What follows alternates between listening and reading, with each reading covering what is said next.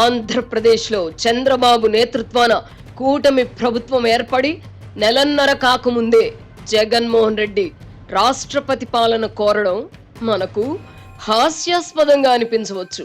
ఈ డిమాండ్ చేయడం వెనక ఎటువంటి వికృత ఆలోచనలు, వ్యూహాలు ఉన్నాయో గుర్తించే ప్రయత్నం చేయకపోతే చంద్రబాబు ప్రభుత్వం ఆత్మరక్షణలో పడుతుంది. కొలంబియాకు కంటి మీద కునుకు లేకుండా చేసిన మాఫియా డాన్ ఎస్కోబార్ తో జగన్మోహన్ రెడ్డిని ముఖ్యమంత్రి చంద్రబాబు పోల్చారు. ఎస్కోబార్ కేవలం డ్రగ్స్ స్మగ్లింగ్ మీద ఆధారపడ్డాడు. రాజకీయాల్లోకి వచ్చి అధికారం చేపట్టలేదు. జగన్మోహన్ రెడ్డి రాజకీయాల్లోకి వచ్చి 5 ఏళ్లు ముఖ్యమంత్రిగా పనిచేశారు. కాలం కలిసొస్తే రాజకీయంగా ఊపిరి పోసుకొని మళ్ళీ ముఖ్యమంత్రి కావాలన్నది జగన్మోహన్ రెడ్డి లక్ష్యం. ఇందుకోసం ఆయన ఎంతకైనా తెగిస్తారు. అప్రమత్తంగా ఉండడమా లేదా అన్నది చంద్రబాబు అండ్ కో తేల్చుకోవాలి. కేంద్రంలోని ప్రధాని నరేంద్ర మోదీ సర్కార్ సహకారంతో రాష్ట్రాన్ని అభివృద్ధి చేయాలన్న చంద్రబాబు సంకల్పం వాంఛనీయమే, కానీ రాజకీయం కూడా అంతే ముఖ్యం. జగన్ విషయంలో ఏమాత్రం ఏమరపాటు ప్రదర్శించినా రాజకీయ భూతం మళ్లీ జూలు విదిలిస్తుంది.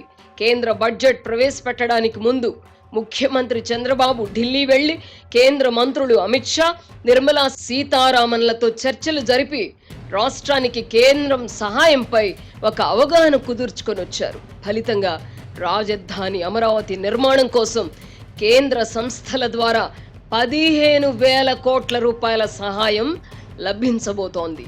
కేంద్ర ఆర్థిక మంత్రి నిర్మల ఈ విషయాన్ని కేంద్ర బడ్జెట్లో ప్రకటించగానే అది అప్పు మాత్రమేనని, గ్రాంట్ కాదని జగన్ అండ్ కో విష ప్రచారం మొదలుపెట్టింది. తాను ముఖ్యమంత్రిగా ఢిల్లీ వెళ్ళినప్పుడు ఎప్పుడైనా రాష్ట్రం గురించి అడిగిన దాఖలాలు చూపించే సాహసం జగన్ చెయ్యరు. అయినా ఇప్పుడు అది అప్పు మాత్రమే అని ఎగతాళి చేయడాన్ని బట్టి జగన్ మనస్తత్వాన్ని అర్థం చేసుకోవచ్చు. ప్రత్యేక హోదా బదులు 2019కి పూర్వం కేంద్రం ఇవ్వజూపిన ప్రత్యేక ప్యాకేజ్ ఇప్పుడు కార్యరూపం దాల్చనుంది.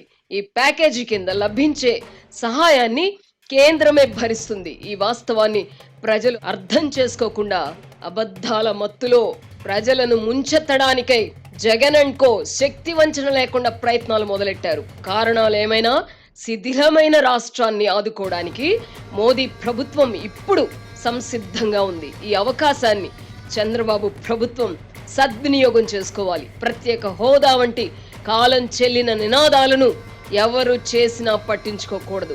రాష్ట్ర విభజన జరిగి 10 ఏళ్లు దాటిన తర్వాత ఇప్పుడు ప్రత్యేక హోదా కావాలని కోరడం రాజకీయమే అవుతుంది. కేంద్ర సహకారం లేకపోతే రాష్ట్రం నిలదొక్కుకోలేదు. ప్రజలు ఈ వాస్తవాన్ని గుర్తించలేని పక్షంలో ఆంధ్రప్రదేశ్కు మోక్షం ఉండదు.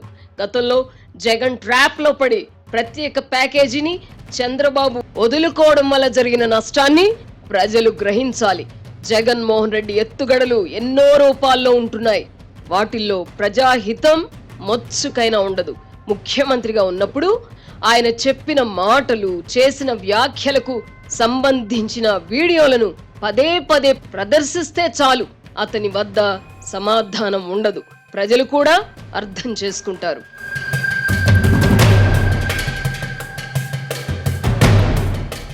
సిర్లసీమ 2 వెంచర్ ని సందర్శించండి. ఇక్కడ అన్ని ప్లాట్లలో మామిడి, శ్రీగంధం చెట్లతో అద్భుతంగా ఉంది. ల్యాండ్ అప్రిషియేషన్, ఫ్రీ మెయింటెనెన్స్, పండ్ల తోటల తాలూకా ప్రయోజనాలు, డబుల్ బెనిఫిట్ ఆఫర్ తో సిర్లసీమ 2. జగన్మోహన్ రెడ్డి ఢిల్లీలో చేపట్టిన ధర్నాలో కొంతమంది ఇండియా కూటమి నాయకులు పాల్గొనడంతో ఆయన ఇండియా కూటమిలో చేరతారా అన్న చర్చ మొదలైంది. గతంలో ప్రతిపక్షంలో ఉన్నప్పుడు చంద్రబాబు ఢిల్లీలో చేపట్టిన నిరసన కార్యక్రమాలకు కూడా ఢిల్లీ కేంద్రంగా రాజకీయాలు చేసే నాయకులను ఆహ్వానించేవారు. ఢిల్లీ రాజకీయాల గురించి తెలిసిన వారికి ఇవన్నీ తెలుసు. వచ్చేవారు ఎందుకు వస్తారో అందరికీ తెలుసు. జాతీయ మీడియాలో చోటు లభించాలంటే ఏం చెయ్యాలో కూడా అందరికీ తెలుసు. ఈ నేపథ్యంలో జగన్మోహన్ రెడ్డి ఇండియా కూటమిలో చేరబోతున్నారా అన్న చర్చలో వాస్తవం నేతి బీరకాయలోని నెయ్యి చందంగా ఉంటుంది. జగన్మోహన్ రెడ్డి అనే వ్యక్తి పులి కాదు, పిల్లి అని అనేక సందర్భాలలో రుజువైంది. గతంలో బెయిల్ కోసం సోనియా గాంధీ వద్ద సాగిలపడిన విషయం మర్చిపోవద్దు. ఇప్పుడు ప్రధాని మోదీని ధిక్కరించిన బలమైన నాయకులకు కూడా ఏ గతి పట్టిందో తెలిసి కూడా జగన్మోహన్ రెడ్డి వంటి వారు మోదీని ధిక్కరించే సాహసం చేస్తారని అనుకోలేం. తన గారాల పట్టి కవితను విడిపించుకోవడం కోసం తెలంగాణ మాజీ ముఖ్యమంత్రి కేసీఆర్ మనుషులు ఢిల్లీ చుట్టూ ప్రదక్షిణలు చేస్తున్నప్పటికీ ఫలితం ఉండకపోవడాన్ని చూస్తున్నాం. కవితకు బెయిల్ వచ్చేలా సహకరిస్తే బీఆర్ఎస్ ను బీజేపీలో విలీనం చేయడానికి కూడా కేసీఆర్ సిద్ధపడుతున్నట్టు వార్తలు వస్తున్నాయి. ఈ నేపథ్యంలో జగన్మోహన్ రెడ్డి మోదీని ధిక్కరించి ఇండియా కూటమిలో చేరతారా? చేరితే ఏం జరుగుతుందో జగన్ కు తెలియదా? సిబిఐ, ఈడీ కేసులలో విచారణ వేగవంతమైతే ఏం జరుగుతుందో జగన్ కు తెలీదా? రాష్ట్రంలో అధికారం వెలగబెట్టినప్పుడు చేసిన అరాచకాలు, అవినీతిపై కేసులు పెట్టడానికి చంద్రబాబు ప్రభుత్వం మరోవైపు సిద్ధంగా ఉంది.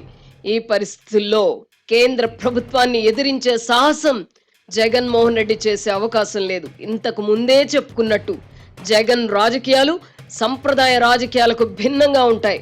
కేంద్రంతో సఖ్యత సాధ్యం కాని పక్షంలో రాజ్యసభలోని తన సభ్యులను బీజేపీలోకి పంపడానికి కూడా జగన్మోహన్ రెడ్డి మొహమాట పడరు. ఆయనకు ప్రస్తుతం కేసుల నుంచి రక్షణ కావాలి. లేని పక్షంలో రాష్ట్రంలో రాజకీయంగా ఊపిరి పోసుకునే విషయం అటుంచితే అతడి రాజకీయ జీవితమే కొడిగట్టే ప్రమాదం లేకపోలేదు. ఈ నేపథ్యంలోనే ఆయన రాజకీయ విన్యాసాలను అర్థం చేసుకోవాలి. రాష్ట్రం ఏమైపోయినా పర్వాలేదు, తాను మాత్రం బాగుండాలన్నదే జగన్మోహన్ రెడ్డి ఏకైక లక్ష్యం. అందుకోసం ఆయన ఏమైనా చేస్తారు, ఎంతకైనా దిగజారుతారు. కృష్ణ శాస్త్రి బాధ ప్రపంచానికి బాధ, ప్రపంచపు బాధ శ్రీశ్రీ బాధ అని రచయిత చలమన్నారు. ఇక్కడ జగన్ను ఎవరి కోవలో వేయవచ్చునో ప్రజలకే వదిలేస్తే మంచిది అన్నట్టు అధికారంలో ఉన్నంత కాలం తండ్రి వైఎస్ రాజశేఖర్ రెడ్డి పేరును పెద్దగా ప్రస్తావించని జగన్మోహన్ రెడ్డి ఇప్పుడు అధికారం కోల్పోయాక రాజశేఖర్ రెడ్డి పాలనను ప్రజలకు గుర్తు చేసే ప్రయత్నాలను మళ్లీ మొదలు పెట్టడం గమనార్హం. ఈ మహానుభావుడికి ఆంధ్రజ్యోతి, ఈనాడు వంటి సంస్థలు దుర్మార్గులుగా కనపడడంలో ఆశ్చర్యమేముంది? అయినా అతడిని మించిన దుర్మార్గుడు ఎవరుంటారులేండి.